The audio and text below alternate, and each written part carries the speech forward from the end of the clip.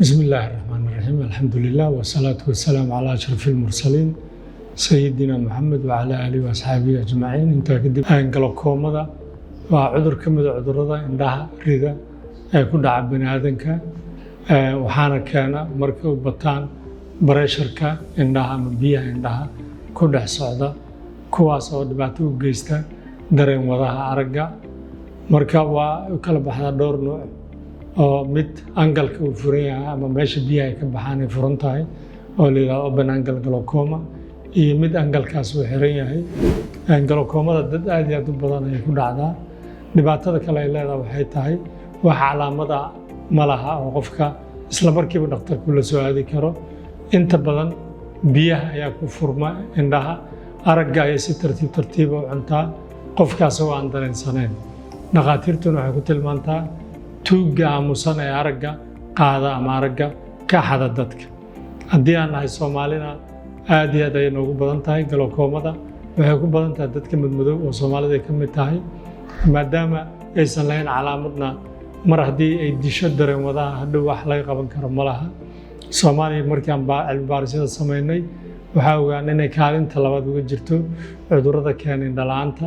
waxaa keliya oo ka horeeya cudurka la yiraahdo cataractiga ama xuubka indhaha daboolo xagga daada ka socda, kaasoo runtii wax ka qabad leh oo qofkaas oo indho beel inta lagu keeno caadkaa ka wareejin kartid kadibna baliilaa u gelin kartid araggiina uu soo laaban karo. marka indho la'aanta xuubka uu keeno ama cataractiga waxaa la yidhaha indho la'aan wax laga qaban karo, laakiin midda glaucomada ay keento waa irreversible blindness oo ah indho la'aan wax laga qaban karin. marka glaucomada waxay leedahay keliya ka hortag iyo daaweyn iyo araggii in la badbaadiyo, taasoo ay ugu horeyso qofkii cudurka markuu ku cusub yahay in hore laga ogaado oo la sameeyo early diagnosis. qofkii maadaama xanuun uusan lahayn, ishaysan gaduudanayn, wax calaamad uusan dareemayna waa adag tahay inuu dhakhtarka soo aado. marka waxaa adduunyadu gaar ahaan dhakhaatiirta indhaha ee adduunka isla garteen in si wacyigelinta loo badiyo loo sameeyo 1 toddobaad sanad walba oo loo yaqaano toddobaadka wacyigelinta glaucomada.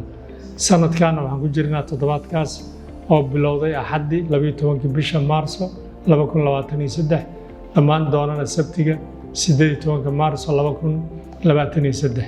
marka sida caadada ahayd isbitaalka Dalmar ee takhasusiga iyo hay'adda Al-Noor Foundation oo muddo aad u badan ka soo shaqeynayay ka hortagga iyo daaweynta indho la'aanta Soomaaliya iyo gobolladaba wacyigelintaas ayaan wadnaa. anoo ka faa'iideysanahay fursaddaas waxaan leeyahay marka qof kastoo Soomaaliya oo ama qaraabadiisa ama qoyskiisa ay qabaan glaucoma hore loogu sheegay ama daadiisa ay ka weyntaa 40 sano waa inuu iska baaraa isagoo hataa aan wax dareensanayn. waxaan leeyahay halku dhegga sanadkan oo ah adduunyadu waa qurux badan tahay muuqaalkeeda ee araggaaga badbaadso. araggaaga say ku badbaadsanaysaa mar kastoo waa inaad dhakhtarka la timaadaa oo laga cabiraa bareesharka indhaha si loo ogaado cudurka aad u fudud yahay. marka bareesharka laga cabiro hadduu kacsan yahay waxaa la baari doonaa neervihii ama dareen wadihii aragga inay wax gaarsiisay, kadibna waxaa lagu qori doonaa daawo.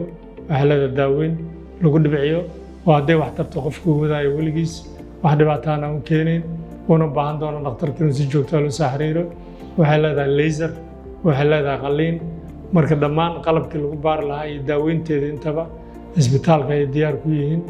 keliya qofka waxaa loo baahan inuu ku baraarugsanaado inuu sanadkii mar ugu yaraan uu dhakhtarka la soo xiriiro asagoo caafimaad qaba si looga cabiro biyaha. hadday biyaha caadi yihiinna qalbigiisa u dego, kabacdina oo noloshiisa caadiga wato. haddii biyihii ay kaceen ayagoo neerfaha wax gaarsiinna wax laga qabto maadaama ay leedahay ka hortag ka daba tagna aysan lahayn.